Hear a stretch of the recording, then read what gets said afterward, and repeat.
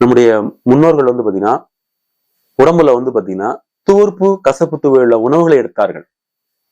இன்னைக்கு நம்ம எடுக்கிறோமான்னு கேட்டா அது கேள்விக்குறிதான், ஆச்சரியக்குறி.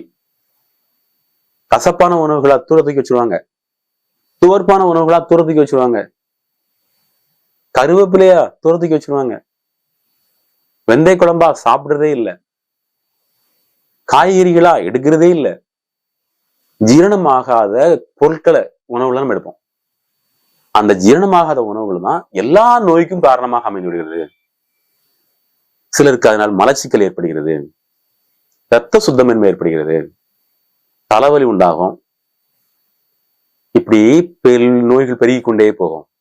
அந்த அடிப்படையில இன்னைக்கு நிறைய ஆண்களுக்கு வந்து பாத்தீங்கன்னா எஜாக்குலேஷன் சம்பந்தமான பிரச்சனையும் சரி, செமன் குயிக் ரிலீஸ் பிரச்சனையும் சரி, அதுபோல டைமிங் சம்பந்தமான பிரச்சனையும் சரி, இதுக்கெல்லாம் பாத்தீங்கன்னா நம்மளோட முன்னோர்கள் வந்து பாத்தீங்கன்னா இந்த மன்மத கலையில் சிறந்து விளங்குறதுக்காக மிஸ்டர் மன்மதன் அப்படிங்கிற ஒரு ஃபார்முலாவை நம்ம கொடுத்துட்டு போயிருக்கிறாங்க.